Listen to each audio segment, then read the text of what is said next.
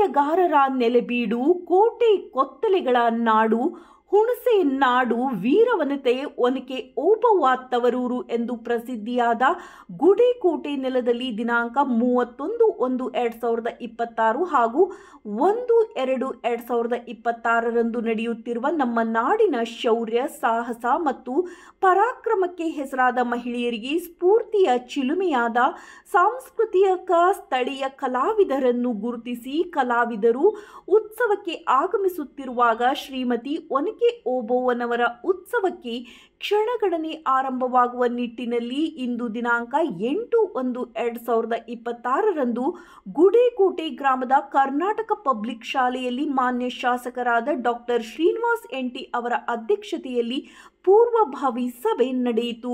ಇದಕ್ಕಿಂತ ಮುಂಚಿತವಾಗಿ ದಿನಾಂಕ 6/1/2026 ಸಂಜೆ ಮೊಣಕಾಲ್ಮೂರು ಕಾಸಾಪುರ ರಸ್ತೆಯಲ್ಲಿ ಬರುವ ಬಯಲು ಪ್ರದೇಶದಲ್ಲಿ ಇಲ್ಲಿನ ಮುಖಂಡರು ಹಾಗೂ ಊರಿನ ಪ್ರಮುಖರ ನೇತೃತ್ವದಲ್ಲಿ ಸ್ಥಳ ಪರಿಶೀಲನೆ ಮಾಡಿದರು.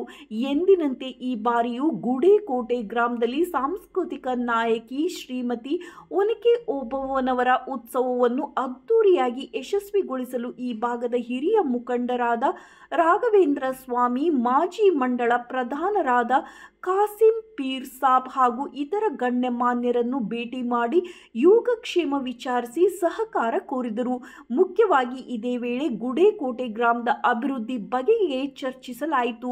ಮಾನ್ಯ ಶಾಸಕರಾದ ಡಾಕ್ಟರ್ ಶ್ರೀನಿವಾಸ್ ಎನ್.ಟಿ ಅವರು ಒನಕೆ ಓಬವ್ವ ಉತ್ಸವದ ಪೂರ್ವಭಾವಿ ಸಭೆಯಲ್ಲಿ ಅಧ್ಯಕ್ಷತೆ ವಹಿಸಿ ಮಾನ್ಯ ತಹಶೀಲ್ದಾರರಾದ ಕೆ ನೇತ್ರಾವತಿ ಅವರು, ಪೊಲೀಸ್ ಇಲಾಖೆಯ ಅಧಿಕಾರಿಗಳು, ಗುಡೇಕೋಟೆ ಭಾಗದ ಗಣ್ಯಮಾನ್ಯರು, ಕನ್ನಡ ಪರ ಸಂಘಟನೆಯ ಪದಾಧಿಕಾರಿಗಳು, ಯುವಕರು, ಗುಡೇಕೋಟೆ ಗ್ರಾಮಸ್ಥರು, ಪತ್ರಕರ್ತರು ಅವರ ನೇತೃತ್ವದಲ್ಲಿ ವೀರವನಿತೆ ಒನಕೆ ಓಬವ್ವ ಉತ್ಸವವನ್ನು ಒಮ್ಮತದಿಂದ ಅದ್ದೂರಿಯಾಗಿ ಯಶಸ್ವಿಗೊಳಿಸಲು ಮುಕ್ತವಾಗಿ ಎಲ್ಲರ ಸಲಹೆಯನ್ನು ಕೇಳಿ ಅವುಗಳನ್ನು ಬರೆದುಕೊಂಡರು.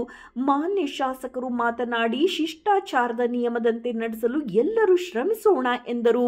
ಈ ಸಂದರ್ಭದಲ್ಲಿ ಮಾನ್ಯ ತಹಶೀಲ್ದಾರರಾದ K Netravathi, DYSP Mallesh Dodmani, CPI Prahlad Channagiri ಹಾಗೂ ಇನ್ನಿತರ ಅಧಿಕಾರಿಗಳು, ಗುಡೇಕೋಟೆ ಗ್ರಾಮ ಪಂಚಾಯಿತಿಯ ಮಾಜಿ ಅಧ್ಯಕ್ಷರಾದ ಕೃಷ್ಣ, ಮಾಜಿ ತಾಲೂಕು ಪಂಚಾಯಿತಿ ಸದಸ್ಯರಾದ ವಿಶಾಲಕ್ಷಿ, ಬಶೀರ್, ಪೇಂಟ್ ತಿಪ್ಪೇಸ್ವಾಮಿ, ಉಮೇಶ್ ನಾಯಕ್, ರಾಯಪುರ ಕೃಷ್ಣಪ್ಪ, ಮಾಜಿ ತಾಲೂಕು ಪಂಚಾಯಿತಿ ಸದಸ್ಯರಾದ ವೀರೇಶ್, ಬಂಗಾಳಿ ಓಬಯ್ಯ, ಮಡಕಲಕಟ್ಟೆ ಕೃಷ್ಣಪ್ಪ, ನಾಮನಿರ್ದೇಶನ ಸದಸ್ಯರಾದ ದಿನ್ನೆ ಮಲ್ಲಿಕಾರ್ಜುನ, ಕರ್ನಾಟಕ ರಕ್ಷಣಾ ವೇದಿಕೆ ಅಧ್ಯಕ್ಷರಾದ ಶಿವಕುಮಾರ್, ವಿವಿಧ ಸಮಾಜದ ಗಣ್ಯಮಾನ್ಯರು, ಇತರೆ ಎಲ್ಲ ಪದಾಧಿಕಾರಿಗಳು, ಊರಿನ ಪ್ರಮುಖರು, ಗ್ರಾಮಸ್ಥರು, ಯುವಕರು, ಪತ್ರಕರ್ತರು ಉಪಸ್ಥಿತರಿದ್ದರು. ವರದಿ ಹೊಂಬಾಳಿ ತಿಪ್ಪೇಸ್ವಾಮಿ, ಬಿಎಸ್ಪಿ ನ್ಯೂಸ್, ಕೂಡ್ಲಿಗಿ.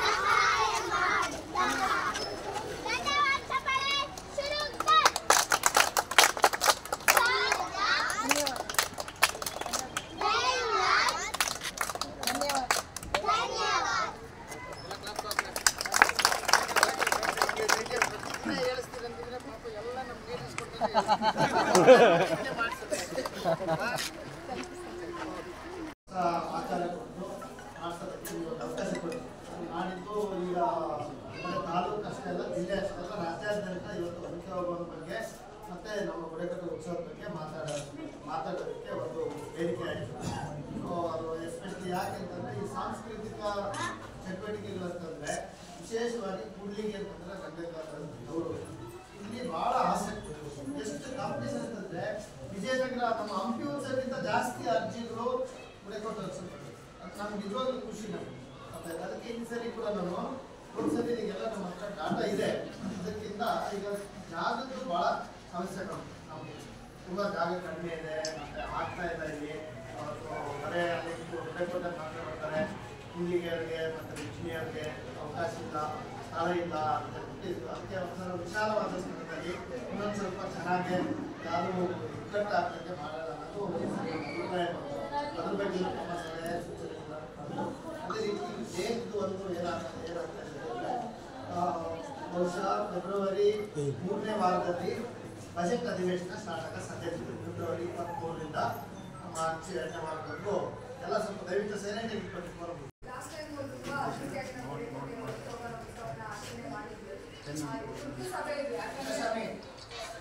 ಕೇಳಿಸ್ಕೊಳ್ಳಿ.